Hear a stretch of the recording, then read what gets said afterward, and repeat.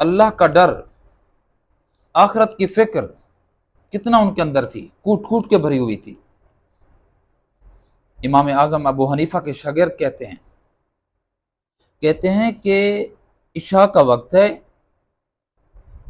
امام ابو حنیفہ رحمہ اللہ مسجد میں ہیں، اور اس مسجد کا جو امام ہے علی، اس کا نام ہے علی بن حسین، اس نے عشاء کی نماز پڑھائی، اور عشاء کی نماز میں اس نے سورہ زلزال پڑھی۔ عشاء کی نماز ہو گئی، ہر کوئی جانے لگا۔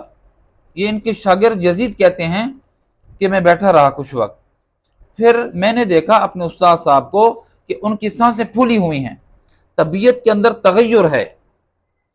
پہلے تو مجھے فکر لاحق ہوئی، لیکن میں نے دیکھا کہ حضرت میری وجہ سے تنگ ہو رہے ہیں، اور قندیل روشنی تھوڑی سی دیا وہ جل رہا ہے مسجد کے اندر، اس میں تھوڑا سا تیل ہوگا۔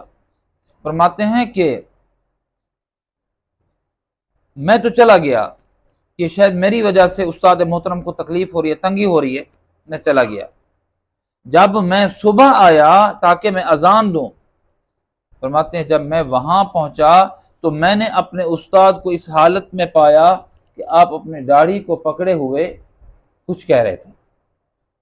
میں قریب گیا، جا کر دیکھا تو وہ یہ جملہ کہہ رہے تھے، اے خیر کرنے والوں کو خیر عطا کرنے والی ذات، اے شر پھیلانے والوں کو سزا دینے والی ذات،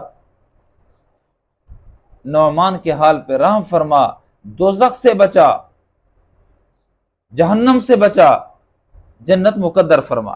داڑھی کو پکڑ پکڑ کر یہ کہہ رہے، رو رہے ہیں۔ میں جب گیا تو جلدی جلدی سنبھلے، اور فرمایا کہ یہ دیا بجھانے آئے ہو؟ میں نے کہا حضرت وہ تو بجھ چکا، رات گزر چکی، صبح فجر کے لیے میں اذان دینے کے لیے آیا ہوں۔ پھر انہوں نے فرمایا کہ اے میرے شاگرد، میری اس بات کا تذکرہ کسی سے مت کرنا، نہیں کرنا، یہ میرا اور اللہ کا معاملہ ہے، میری رات کی کیفیت کو کسی کے سامنے عیاں نہ کرنا۔ فرماتے ہیں یہ شاگرد کہتے ہیں کہ استاد محترم امام ابو حنیفہ رحمہ اللہ نے اسی رات کے وضو سے ہمارے ساتھ فجر کی نماز ادا کی، 2 سنت پڑھی، پھر 2 فرض پڑھے اسی رات والے وضو کے ساتھ۔ کیا فکر آخرت تھی ان کے اندر!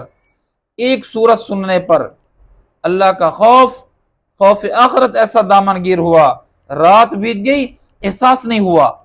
اور پھر ریا سے بچنے کے لیے فرمایا شاگرد کبھی میرے اس بات کو لوگوں کے سامنے اظہار نہ کرنا۔ یہ تو جب امام صاحب اس دنیا سے رخصت ہو گئے، پھر استاذی کے اوصاف بیان کرنے کے لیے ان کے شاگردوں نے یہ بات بیان کی، یا اس شاگرد نے بیان کی ہے۔